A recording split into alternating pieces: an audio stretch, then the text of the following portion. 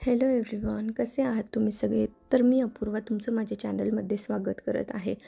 तर आज मी इथे ऑफिसला आलेले आणि ऑफिसमध्ये माझ्या बाकी फ्रेंड्सही आलेल्या, म्हणून बऱ्यापैकी मजा आली. पण ऑफिसमधून घरी जाताना खूपच हॉरिबल एक्सपिरियन्स आला. तर ही रेड टॉपमध्ये जी आहे ती प्राची आणि तिच्या मागे जी आहे ती प्रतीक्षा. तर आम्ही तिघींनी मिळून आज भरपूर गॉसिप केले, खूप काही मजा केली, गप्पा गोष्टी केल्या, मजा आली. बरेच दिवस झाले भेटले नव्हतो, नियरबाय 2 to 3 वीक्सनी भेटलो. आणि माझी अजून एक फ्रेंड चेतनाही आलेली, पण कामाच्या गडबडीत तिच्याबरोबर शूटच नाही झालं, मग खूप गप्पाही नाही झाल्या. But it was a good meet. मग हे आमचं जेवण होतं.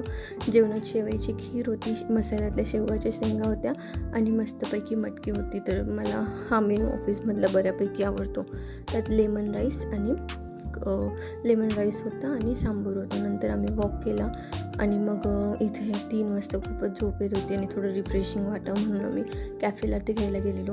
आणि साधारण 3 वाजता तुम्ही बघू शकता की किती छान वातावरण आहे. तसं वाटतही नव्हतं पाऊस येईल, पण पुढच्या 1 तासातच सगळंच बदलून गेलं. इथे प्राची घरी चालली होती, प्रतीक्षाही घरी गेली होती आणि मी काम करत बसली होती. तर इथे तुम्ही बघू शकता 4 वाजता पाऊस सुरू झाला होता आणि हळूहळू पाऊस इतका वाढला आणि कामाच्या नादात माझं लक्षच नव्हतं. तर 5 वाजता म्हटलं की नाही, आता घरी जाऊयात. आणि घरी जाताना जी माझी वाट लागली, 80 पार्कच्या बाहेर पडतानाच लिटरली ओढा वाहत होता, इतकं पाणी होतं. आणि मला सर्व्हिस रोडवरून हायवेला लागायचं असतं, तर सर्व्हिस रोडला पूर्ण पाणी साचलेलं. मी इतकी घाबरली होती, लिटरली 1 सेकंड वाटलं अरे यार हे काय, आणि खूपच घाबरले. देवाचा जप करतच घरी आली.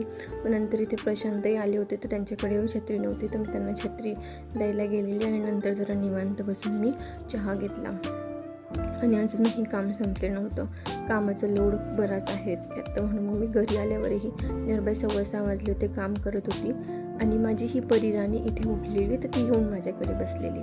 Being a mother you have to manage everything, work, life, house and your किड.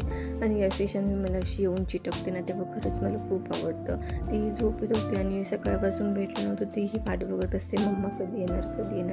मग नंतर इथे ती माझे एकीकडे ऑफिसचं काम चालू होतं आणि एकीकडे तिने तिचा होमवर्क केला.